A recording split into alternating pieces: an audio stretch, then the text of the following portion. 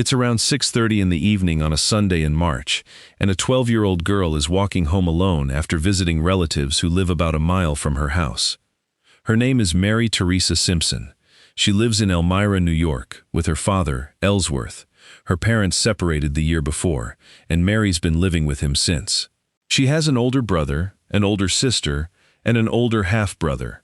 Today she'd gone to see an aunt nearby. The kind of short, ordinary family visit that ends the same way every time. She says goodbye, steps outside, and starts walking the familiar route back toward the corner of East Market and Harriet Streets, toward home. She never gets there. By 10:30 that night, her father can't wait any longer. He calls the police to report Mary missing. What follows is an intensive, citywide search that pulls in officers, volunteers, and search dogs, all combing Elmira and the hillsides above it for any sign of a 12-year-old girl who vanished on a 1-mile walk home. Neighbors go door to door. Local papers run her photograph within a day, appealing to anyone who might have seen her on that stretch between East Market and Harriet Streets. For 4 days, Elmira holds on to the possibility that this ends the way every parent prays it will, with a scared kid found safe, maybe just delayed, maybe wandered off somewhere she wasn't supposed to be. 4 days pass. Then, on March 19th, a man out hiking with his 2 sons in the woods overlooking the city, near Combs Hill Road in Southport, makes a discovery no father ever wants his children present for.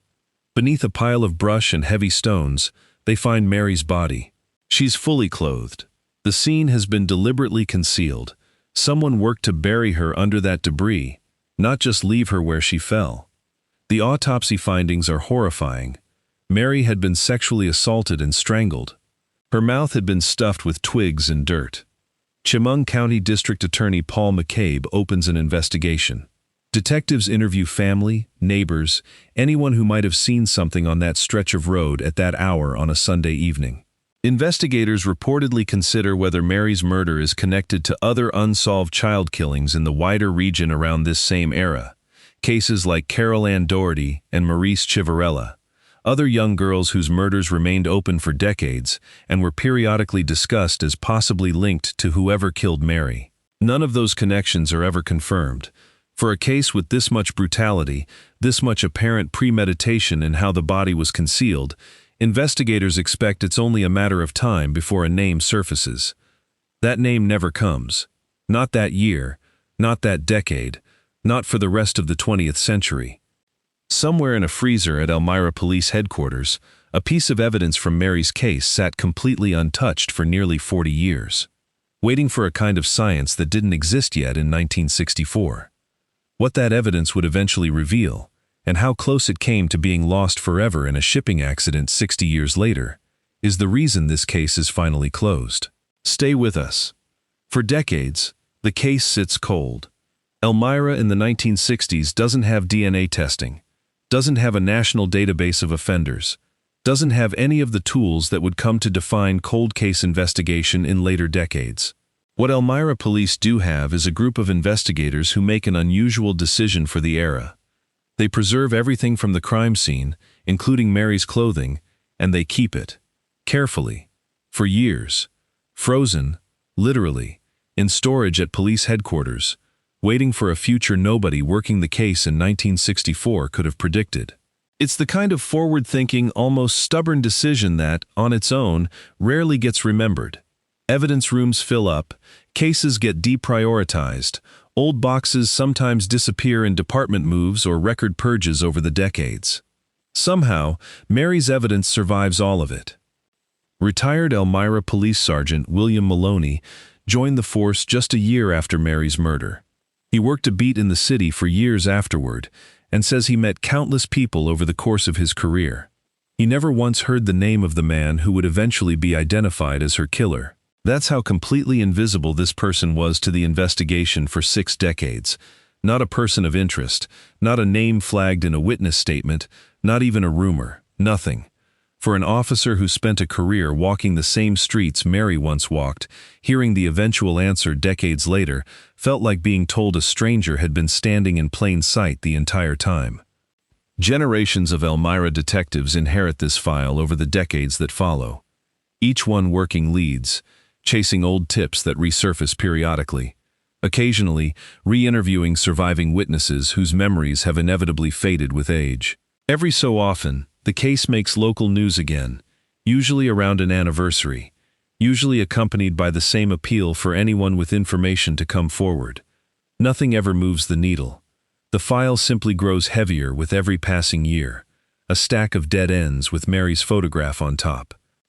In the early 2000s, as forensic DNA technology matures, the preserved evidence samples are resubmitted to the New York State Police Crime Lab for testing. Investigators develop a partial profile and run it through CODIS, the FBI's national DNA database, hoping for a direct hit.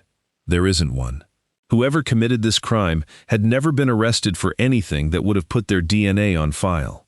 The case goes cold again. The real turning point comes in 2022, when the Elmira Police Department receives a grant from a nonprofit organization called Season of Justice, specifically to help fund advanced forensic work on unsolved cases like Mary's. In 2023, investigators partner with a Texas-based forensic lab called Othram, the same kind of specialized lab that had cracked the Candy Rogers case in Spokane and dozens of other cold cases nationwide, along with a team of students from Russell Sage College's Criminal Investigation Resource Center, who take on the painstaking work of organizing and digitizing 6 decades of case files, forensic reports, and old suspect leads. The physical evidence itself is almost nothing. A speck of biological material recovered from Mary's skirt in 1964. So small it's invisible to the naked eye. It's the only usable DNA source investigators have. FBI Special Agent Kenneth Jensen, assisting the Elmira Police Department on the case, understands exactly what's riding on this one fragile sample. If it fails, if it degrades before a lab can extract anything usable from it, the case likely dies with it. There's no backup. 60 years of frozen storage has already been generous. There may not be another chance. Jensen packs the sample in dry ice inside a cooler and ships it off to Othram's laboratory in Texas, a lab known specifically for doing what other labs call impossible, pulling usable genetic profiles out of DNA that's degraded far beyond what conventional forensic science can work with. And then, disaster very nearly strikes. The package gets routed through the FedEx hub in Memphis, the largest shipping hub in the world, right as an ice storm shuts the entire facility down. The shipment sits stranded inside a frozen, powerless building, the dry ice inside that cooler slowly losing its ability to keep 6 decades of preserved evidence intact. If the dry ice runs out before the storm clears, the case goes cold one final time, permanently, with no possibility of ever trying again. For however many hours or days that shipment sits frozen in Memphis, this entire 60-year search comes down to whether a block of dry ice can outlast a Tennessee ice storm. It does. The package eventually reaches Othram intact, and their scientists get to work. Using a process called forensic-grade genome sequencing, they manage to build a full, usable DNA profile of the unknown suspect from that nearly invisible fragment of evidence. That profile becomes the foundation for a genetic genealogical search, the same category of technique that identified the Golden State Killer and the same one that eventually named Candy Rogers Killer in Spokane. Investigators upload the profile to public genealogy databases and start building a family tree backward from distant genetic relatives, working toward a single name. The FBI's forensic genetic genealogy team takes the profile and, working alongside Elmira police, begins narrowing the field. It's slow, painstaking work, tracing branches of a family tree using genetic matches that might only represent 3rd or 4th cousins, cross-referencing against birth records, death records, marriage records, anything that can eliminate names and tighten the search. Genealogists build out entire branches of extended families going back generations, ruling out dozens of possible relatives one at a time, looking for the single person whose age, location, and life history in 1964 lines up with what investigators know about the crime. It's a process that can take months, even in cases with strong DNA. And this case, with its uniquely degraded sample, tests the outer limits of what the technique can accomplish. By 2025, more than 60 years after Mary's murder, investigators arrive at a name: Alfred Raymond Murray, Jr. Murray had died in 2004. He'd never once appeared anywhere in the original 1964 investigation, not as a suspect, not as a witness, not as a name anyone thought to write down.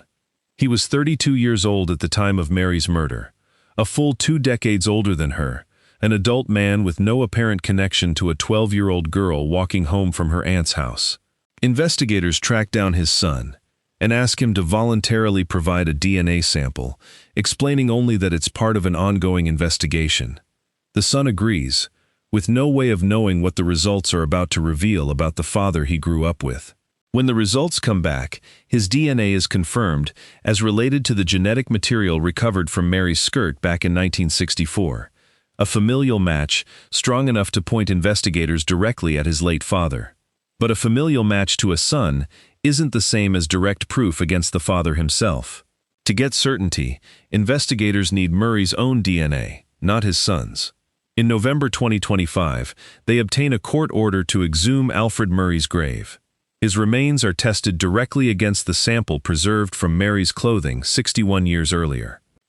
The result comes back unequivocal: a 1 in 320 billion chance that the DNA on Mary's skirt belonged to anyone other than Alfred Murray, Jr.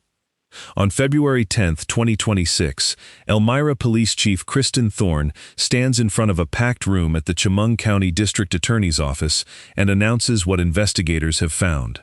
Alfred Raymond Murray, Jr., a man who lived and died in Elmira, who was never once mentioned in 62 years of investigation, who a retired officer who worked the city's streets for decades had literally never heard of, is named as the person responsible for Mary Theresa Simpson's murder.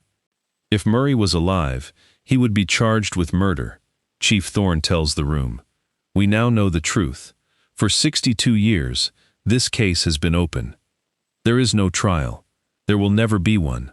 The man responsible for one of the most brutal unsolved child murders in the region's history died in 2004, more than 2 decades before anyone connected his name to what he did to a 12-year-old girl on her way home from her aunt's house. Several of Mary's surviving family members are in the room for the announcement. Her older sister, Linda Galpin, addresses the packed room, her voice carrying 6 decades of waiting into a handful of sentences. She thanks the Elmira Police Department, thanks everyone involved in finally answering a question her family has carried since 1964. She says simply that she's glad it's over.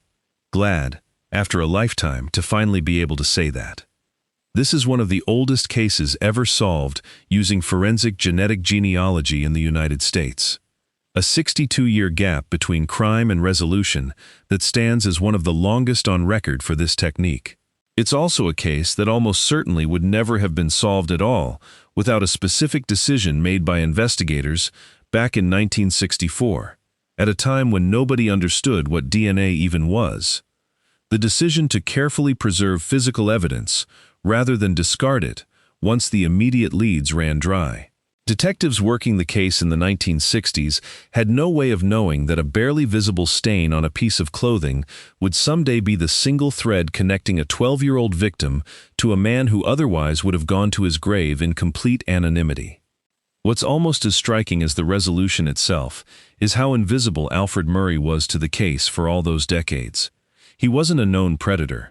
He wasn't flagged by neighbors, wasn't the subject of rumors passed down through the community the way suspects often are in cases like this.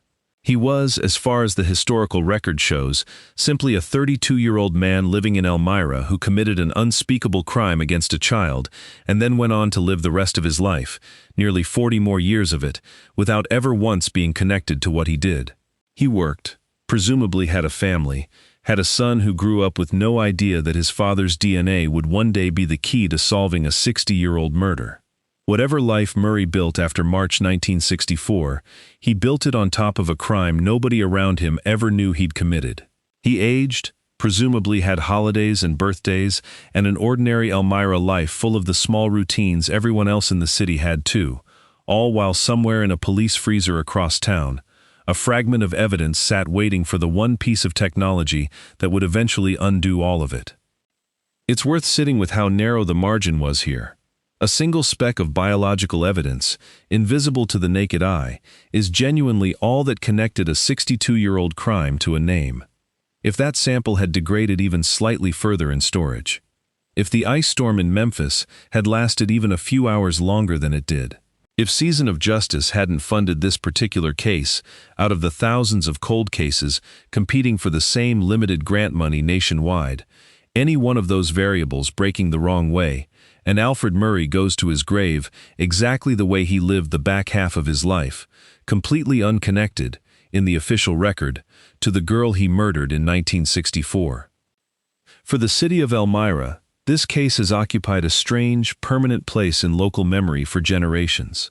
A name and a photograph that resurfaced periodically over the decades whenever a new lead came in, whenever another detective picked up the file and tried again, whenever a community meeting or a news anniversary story brought Mary's name back into public conversation.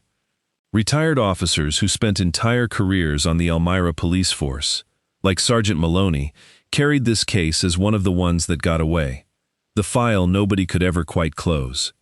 For a mid-sized city like Elmira, a case this violent, this unresolved, doesn't fade the way it might in a larger metro area, with hundreds of competing unsolved crimes. It stays close to the surface, passed down through generations of officers and residents alike, until eventually it becomes less a case file and more a piece of the city's own history. A wound the whole community carried collectively, long after anyone still living could remember Mary Theresa Simpson as anything other than a photograph and a headline. 62 years is a long time to wait for an answer. Long enough that the man responsible lived, aged, and died of presumably natural or unrelated causes before anyone ever came looking for him. Long enough that most of the original investigators who worked the case in 1964 are themselves gone now, having spent careers, in some cases entire lifetimes, without getting the resolution they spent so much effort chasing. Long enough that Mary Theresa Simpson's own siblings grew from children into grandparents, carrying a question about their sister's death through nearly their entire lives before finally getting an answer. Long enough, too, that the entire field of forensic science had to be invented and reinvented multiple times over, from the first crude DNA tests of the 1980s, to CODIS in the 1990s, to genetic genealogy exploding into the mainstream only in the last several years, before the tools finally caught up to a single frozen piece of evidence sitting patiently in an Elmira police freezer the entire time. There's no arrest here, no handcuffs, no defendant sitting at a table while a verdict is read. What Mary's family got, 62 years after she never came home from her aunt's house, is simply a name, attached finally to the crime that took her. For a family that had spent 6 decades not knowing, that name was enough to finally let them say, out loud, in a room full of people who had never given up looking, "It's over." It's a strange, quiet kind of ending for a case this brutal. No trial, no sentencing, no moment of public reckoning for the man responsible. Just a press conference, a room full of relatives who'd waited a lifetime, and a name that finally closed a wound that had stayed open longer than most people alive today have been alive at all. The technology that finally solved Mary Theresa Simpson's case, forensic genetic genealogy pulling a name from evidence smaller than the eye can see, is actively being used on dozens of other cold cases right now, some even older than this one. We're tracking several of those ongoing investigations, and we'll bring you the next resolution the moment it's announced, but only to people already subscribed when it happens. Hit subscribe now so you don't miss it.